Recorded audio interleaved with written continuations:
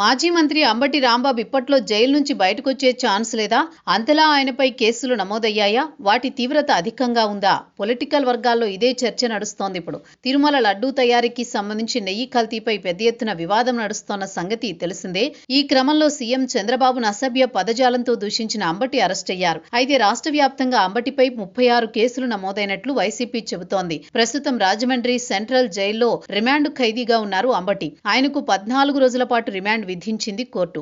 అయితే ఇప్పట్లో అంబటి జైలు నుంచి బయటకు రాకుండా కేసుల తీవ్రతను పెంచినట్లు వైసీపీ ఆరోపిస్తోంది. వైసీపీ నేతలు అరెస్ట్ అవుతున్న క్రమంలో రోజుల తరబడి వారు రిమాండ్ ఖైదీలుగా ఉండిపోతున్నారు. కోర్టులకు వెళ్లిన వారికి బెయిల్ లభించడం లేదు. చాలా రోజుల వరకు మరోవైపు వివిధ కేసుల్లో చిక్కుకున్న నేతల విషయంలో కూటమి ప్రభుత్వం సైతం న్యాయపరమైన మినహాయింపులు ఇస్తోంది. న్యాయస్థానాలకు వెళ్లి బెయిల్ దక్కించుకునేలా వారికి అవకాశాలు ఇస్తోంది. కానీ పక్కా ఆధారాలతో వారిని అరెస్ట్ చేస్తుండటంతో త్వరితగతిన వారికి బెయిల్ లభించడం లేదు. ఇప్పుడు అంబటి విషయంలో సైతం అలానే ఉందన్న టాక్ వినిపిస్తోంది. ఒకటి కాదు రెండు కాదు ఏకంగా 30కి పైగా కేసులు అంబటిపై నమోదు చేసినట్లు వైసీపీ చెబుతోంది. ఏపీ సీఎం చంద్రబాబును దూషించిన కేసులో గుంటూరు జిల్లా నల్లపాడులో అంబటిపై కేసు నమోదైంది. ఇదే కేసులో ఆయన రిమాండ్ ఖైదీగా ఉన్నారు రాజమండ్రి సెంట్రల్ జైల్లో. ఒకవేళ ఈ కేసులో ఆయనకు బెయిల్ లభించినా మిగతా కేసులో అరెస్ట్ చేసే అవకాశం ఉందన్న ప్రచారం సాగుతోంది. అంబటి విషయంలో కూటమి పార్టీల శ్రేణులు చాలా ఆగ్రహంగా ఉన్నాయి. వాస్తవానికి ఆయన అరెస్టు ఉండదని అంతా ప్రచారం నడిచింది.